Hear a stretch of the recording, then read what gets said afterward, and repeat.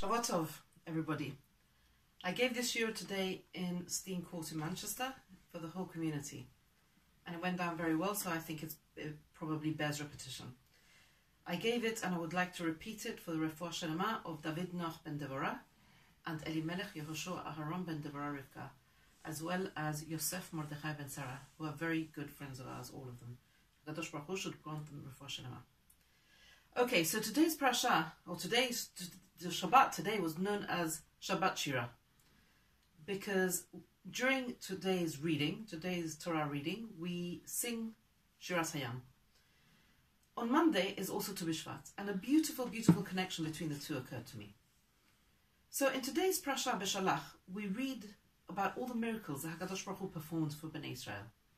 We read about the splitting of the sea, the provision of water and food from heaven.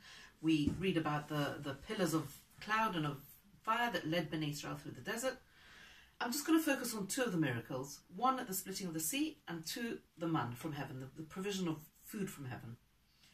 So when Bnei Israel, when the Israelites received man from heaven, received this food from heaven, they were given two commandments. One was not to keep leftovers, and the other was not to look for man on Shabbat. Not to go out looking for this food on Shabbat. Now some people lacking faith disobeyed this command, and they did both. And God got very angry with them. We then encounter a very strange commandment. The Torah tells us that Moshe was told by Hashem that they must now keep an omer, a portion of this man, of this food from heaven, lemishmeret ledorotechem, as a reminder or as a remembrance for your generations. Why do I think that command is so strange? What's so strange about this commandment? Two things. Lemishmeret ledorotechem, a remembrance for your generations. Why your generations? Why did the generation of the desert require a remembrance of the man? They were living through it. They had man every day. Why did they need a reminder of this man? Number one. Number two, surely if you're going to take a souvenir, if you're going to take a reminder of this miracle that you had, surely you'll take it at the end of 40 years. You're about to go on a 40-year trip. Who wants to schlep their souvenirs for 40 years through the desert? You're about to eat this man every day. Take it at the end of the trip. And then you'll have a reminder. And surely the reminder should be for future generations, not for that generation who'd experienced it. So what was the purpose of this commandment? Why did God require them to keep a remembrance for that generation? So let's consider a child who was brought up in the desert, or even better still, born in the desert. All they ever know is the man, this food from heaven. They don't know anything else. For them, it's like for us going to Tesco's. What are they going to say when they get to the promised land and they see this little tiny thing, smaller than the tip of their fingernail, being put into the ground? And out of that comes a tree, and out of that comes leaves and blooms and fruit. And it's all beautiful. It's stunning looking. The fruit tastes amazing. It's succulent. It's delicious. It smells delicious. And it nourishes them. It's amazing. And by the way, none of it looks like each other. The seed doesn't look like the tree doesn't look like the leaves don't look like the fruit. None of it looks like each other. What is this child going to say? Oh my gosh, this is awesome. What a miracle. That child doesn't see the man as a miracle. The man is the norm. What is the miracle is the seed that's put in the ground and comes up into a fruit. What we call nature is what that child is going to call a miracle. So let's look at the Jewish idea of what is a miracle. What is a miracle exactly? So here in this week's portion, we have a people who, downtrodden as they were, nevertheless who knew who their oppressors were. And yet they follow this relative stranger. They follow Moses, who is relatively a stranger, into a desert, pursued very, very hotly by the Egyptians. And what do they find? They've got a sea in front of them, and they've got the Egyptians following them behind. Is this what God wanted? Is this what God had in mind for them? After all, that they're going to die either by the hand of the Egyptians or they're going to drown at sea? Is this what God wanted? So what happens next?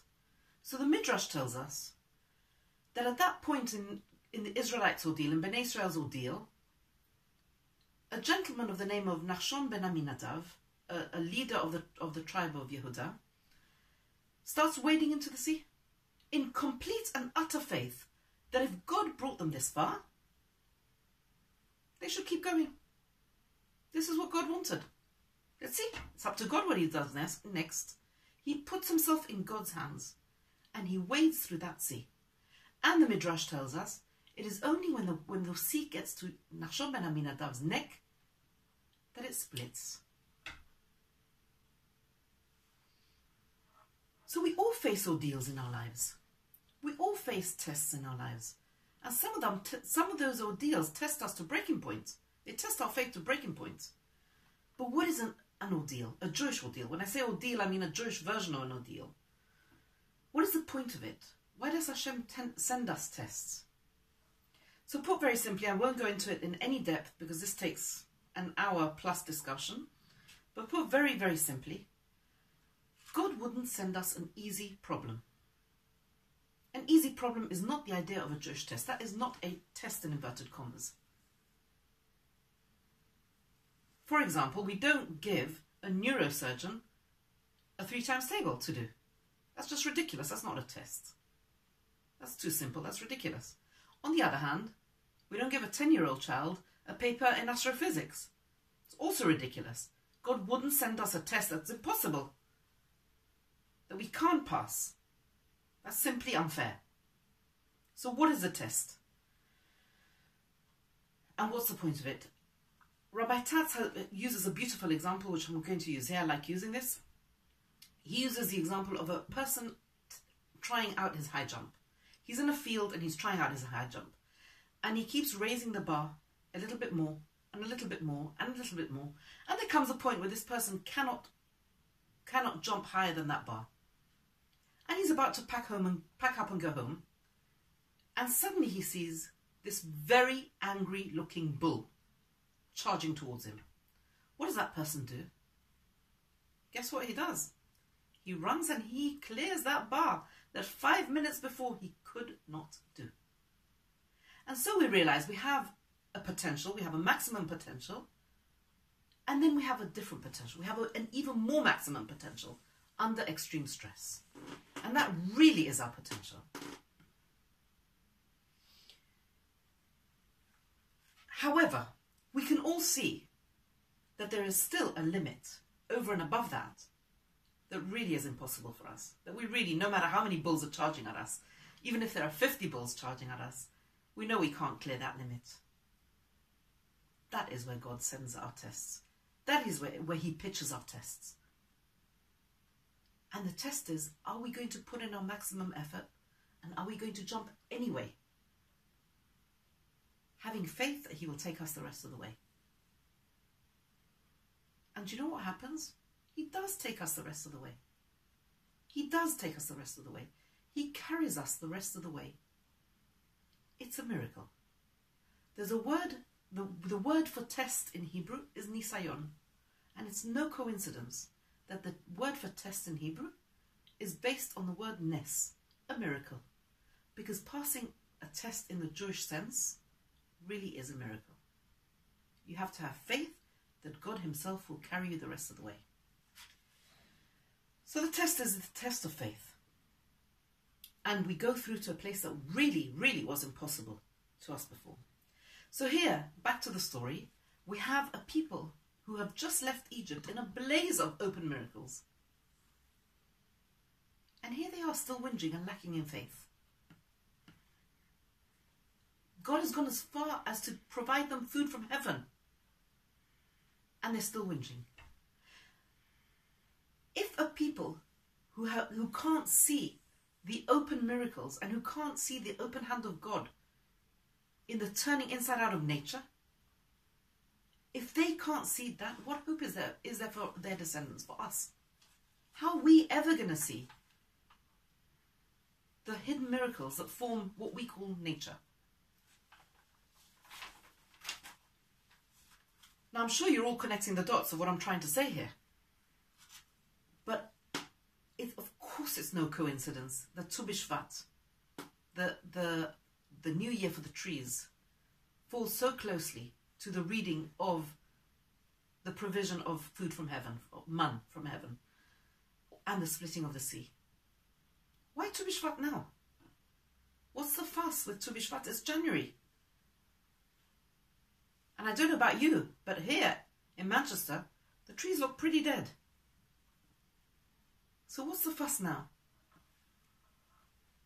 You know, if you told me the new year for the trees is going to fall in March and April, I'd understand that.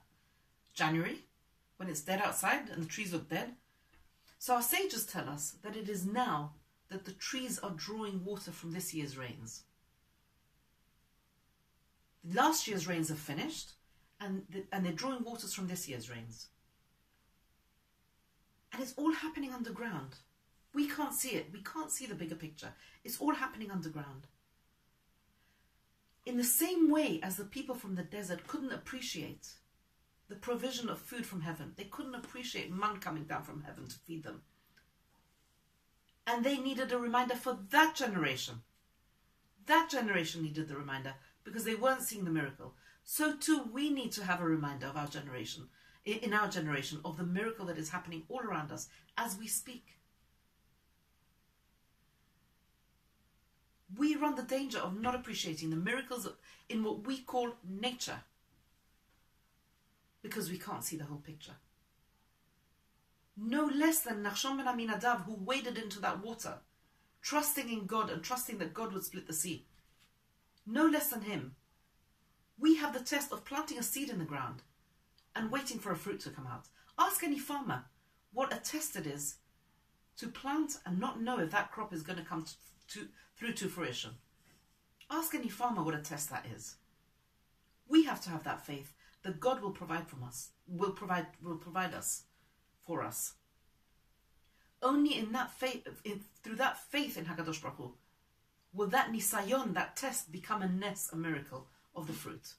So when you say your bracha, your blessing on your fruit on Monday, please God, remember what a miracle Hakadosh Baruch Hu has performed in every single second of our day in bringing all the beautiful fruits and vegetables that we have on our tables every single day.